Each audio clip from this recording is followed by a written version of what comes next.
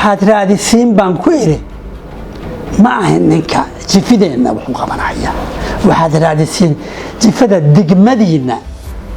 aad degantihiin ninka ceel u qodhaya من حولها ما تقارن بترين المال وده ويني كسو بنايا من اسكول ماشي وحكبرت العروت الدكسي يني كسو بنايا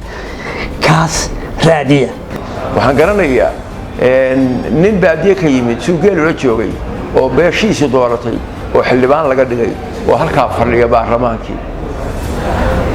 baan garanayaa muxuu ku soo biirinayaa markii la hadlo aqligaagu meeshu geeyo iyo waxaad jeceshahay waxaan ertay hadda siday noqdaan iyo mararka qaarkood reer hebel baa hadalkaas soo jeediyay ninka reer hebel baa hadalkaas soo jeediyay hadalkiisa hadal khilaafsan la imo mid baa waxa laga sheegay intuu ka soo daahay shirkii baa waxa la yiraahday adaa soo daahay go'aanka kaas yiri hebel muxuu yiri saas biil sida ka soo horjeedaan qaba dowladdu waxay ka go'daa baarlamaanku hadduu wanaagsan yahay sida ogtihiin dowladdu waa saddex qaybood kan aasaaska u ah oo labada kale ay soo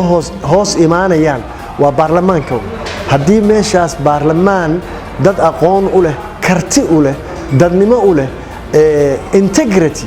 u leh oo aan dan shakhsiyadeed meesha u joogin danta dalka iyo dadka u jooga aan meesha imaan waxa dhacaya waxa hadda Soomaalida haysta ayaa dhacaya waxaad ka soo qaadaa nimanka representativeska oo dadku soo dooranayaan bahbaha iyo qoys baa lagu soo doortaa laguma soo doorto qofkani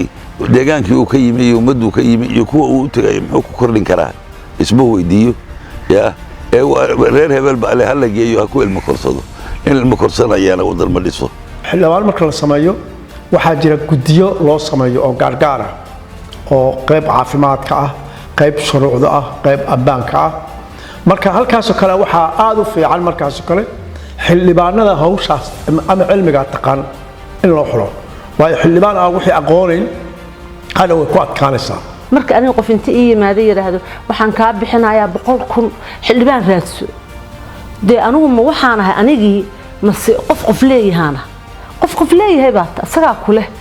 markii asaga ku iibsaday waa inaa meeshu markuu yiraahdo martaa waa inuu wuxuu sameeyo ku yiraahdo asameysa waa in damiirkaagii aad ilowdaa iyo dalka iyo dadka iyo ummadii ama talayso dhinac ilowdaa marka waxa loo baahan yahay waxyahaas in la iska ilaabo waxa loo baahan ilmaha yaryar oo hadeertaan leh halaygu daro gudiyada wax dooranaya deyma leeygu leeyahay ama waa aroosanay ama xaasdan leh inay waxaas ka tanaasulaan waxaan waxa dad wixiis waaye waa ummadaadii masiirkaaga dooro